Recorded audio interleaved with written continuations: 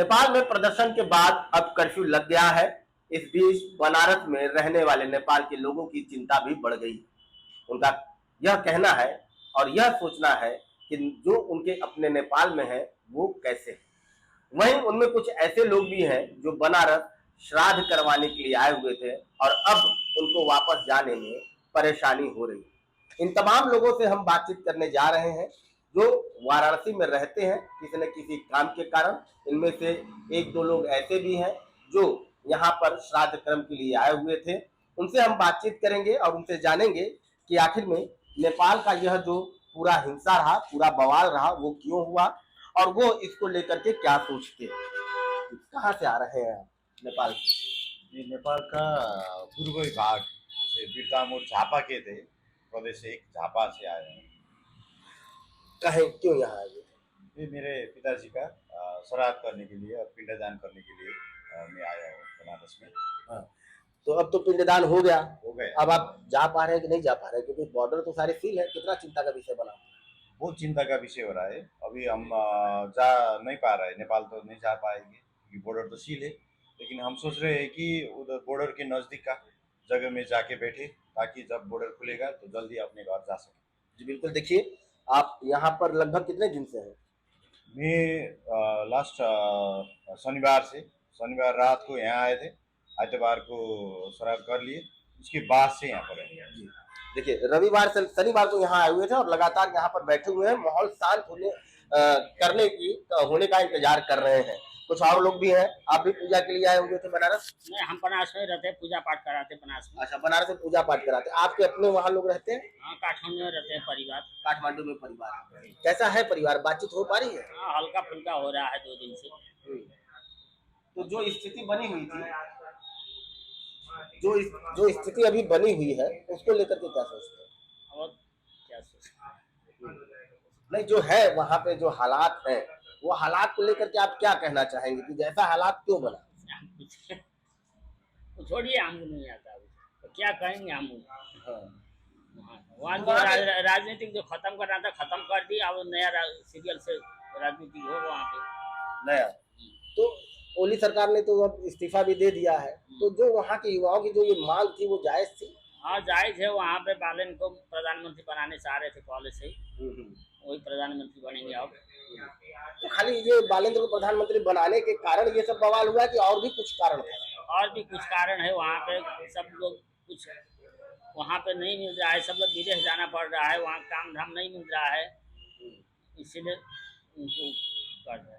जी बिल्कुल। देखिए, और भी लोग हैं, कुछ हमारे साथ महिलाएं हैं और युवा भी हैं। जेन जी को लेकर के क्या सोचती हैं आप? जेन जी जैसे अभी जो नेपाल में हुआ है, उन्होंने लीड किया था प्रोटेस्ट, जिसकी वजह से हम लोग को एक प्राउड मोमेंट फील करने को मिला कि हम लोग यंग होकर भी हम लोगों ने कुछ कंट्रीब्यूशन किया अपने देश के लिए।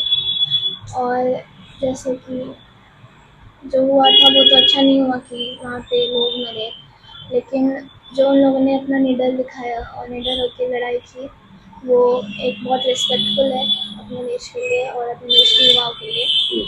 तो आई रिस्पेक्ट। करप्शन की वजह से ये लड़ाई पूरा हुआ था? हाँ। ये सोशल मीडिया खाली कारण था? सोशल मीडिया बैन बस एक आउटरीच था कि वो बस एक वजह थी, क्योंकि जैसे वहाँ पे सोशल मीडिया एक ज़रिया है जहाँ से लोग अपनी आवाज़ उठा सकते हैं, लेकिन उसमें 26+ ऐप्स बैन कर दिए थे सोशल मीडिया में जहाँ लोग बोल पाते थे, जो कि अब बंद हो गया था। तो लोग अपनी आवाज़ नहीं उठा पाए थे, जिसकी वजह से प्रोटेस्ट स्टार्ट हुआ था। अच्छा, ये भी एक कहना ये है कि सोशल मीडिया इसीलिए बंद किया गया था कि युवा अपनी आवाज़ न उठा पाए। क्या ये भी एक कारण था? ये भी है एक कारण।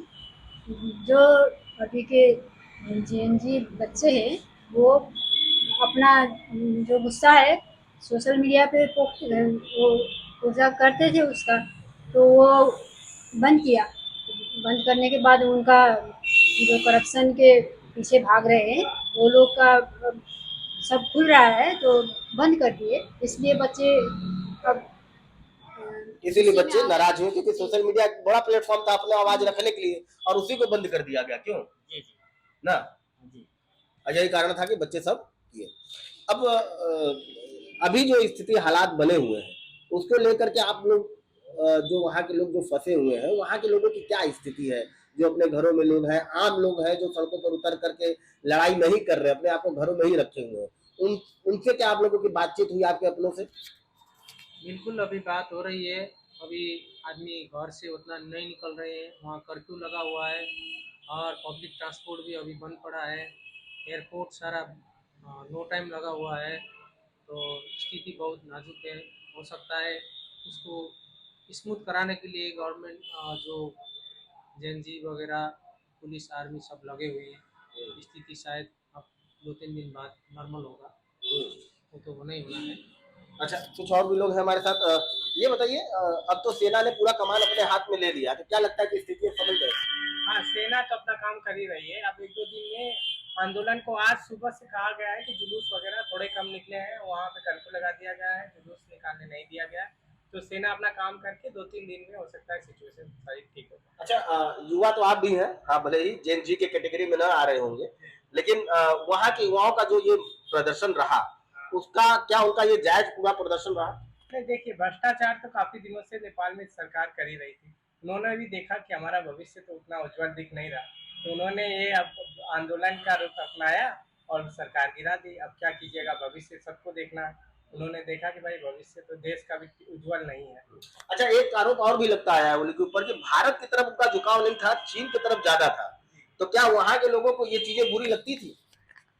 बिल्कुल लगती थी, क्योंकि दुनिया में एकलौता हिंदू राष्ट्र जो नेपाल था, उसको यही गणतांत्रिक सरकार ने ख़त्म कर दिया था। हो सकता है अब इसमें सबने सोचना पड़ेगा, इसके तरफ भी कुछ पहला बढ़ाना पड़ेगा। इस दिशा में भी जो आने वाली सरकार है उसको सोचना चाहिए। इसमें बिल्कुल सोचना चाहिए, तभी सबके लिए एक तो रेस्पेक्ट होगा। आपका क्या कहना है कि ओली सरकार लगातार चीन की तरफ उधर जा रही थी, लेकिन भारत की तरफ नहीं देख रही थी?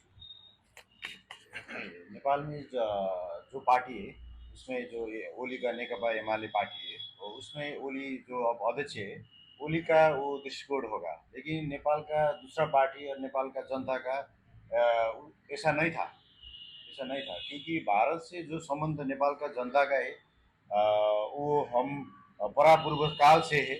और अभी हमारे सर ने भी बताया, वो हिंदू राष्ट्र, वहाँ का बहुत हिंदू लोग है, वो हिंदू राष्ट्र का ये विषय, ये बहुत महत्वपूर्ण विषय है।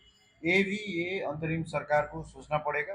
जेएनजी का समर्थकों को भी ये भी एक मुद्दा साथ में ले जाना पड़ेगा। जैन जी को ये भी एक मुद्दा साथ में ले जाना चाहिए, ये मुद्दा होना चाहिए वहाँ पर हिंदू राष्ट्र का। हाँ, हिंदू राष्ट्र का मुद्दा तो होना ही चाहिए। पहले हिंदू राष्ट्र ही था, नेपाल को बहुत सम्मान मिलता था नेपाल में। राजतंत्र आएगा तो और बढ़िया है, लेकिन राजतंत्र अभी आएगा नहीं नेपाल में। तो ये ओली की जो तानाशाही थी, वो ये हिंदू राष्ट्र में भी था, देखने को मिल रहा था क्या?